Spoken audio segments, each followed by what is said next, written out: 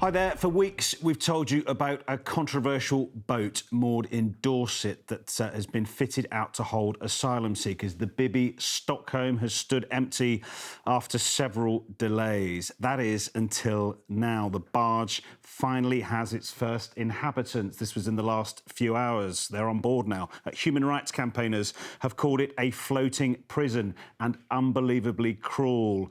But the government says those arriving in the country illegally can't expect to stay in a 4-star hotel and that the barge will save them money. Well, Natalia Horkera is in Dorset for us tonight. Natalia, so far, how many people roughly have boarded this boat?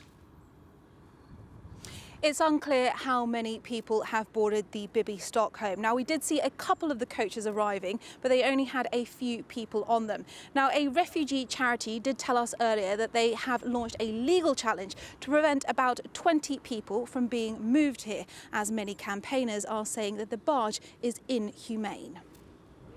Docked off the coast of Dorset. It stood empty for 3 weeks. But today, the first occupants of the Bibby Stockholm stepped on board. This community of Portland does not have the infrastructure to house these extra 500 people.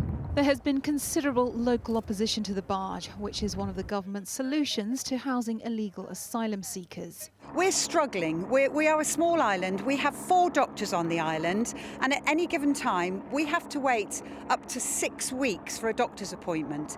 The floating barge was delayed due to health and safety worries. Initially designed to house just over 200 people, it's now been converted to house 500 single men aged 18 to 65.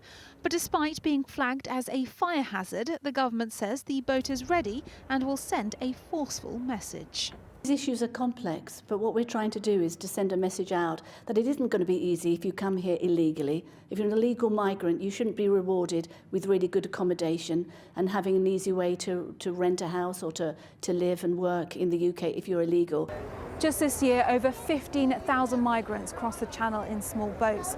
The government says the Bibby Stockholm will help cut the £6 million a day it costs to house asylum seekers in hotels whilst their claims are being processed. But Labour says the government should be focused on the backlog of asylum claims, which it says is over 170,000. Many campaigners and organisations have called the barge plans inhumane. For one thing, there are serious fire safety risks that have been raised. Also, there are just real concerns about infectious diseases being spread across the ship. Ministers have said the plan is to gradually increase the number of people on the ship, with the Bibby Stockholm potentially reaching its capacity by the end of the week. Natalia, so the government have said, you know, this is Small Boats Week, they've called it. There's going to be loads of announcements. What else has been said about this by them? Well, they've also announced fine increases for employers and landlords who allow illegal migrants to either work or stay in their properties. Now, these are not small numbers. For employers, they can now be fined £45,000 for one worker. That's triple the amount that it once was. And for landlords, fines have gone up from £1,000 to £10,000. And reports this morning, the government is also apparently considering reviving plans to fly people who arrive by unauthorised means to Ascension Island. People may have heard about this, you know, several months back. Any confirmation so far of that at all? Well, the government has not made any comment on this. Now, Ascension Island is part of the British Overseas Territory. It's located about 4,000 miles in the South Atlantic.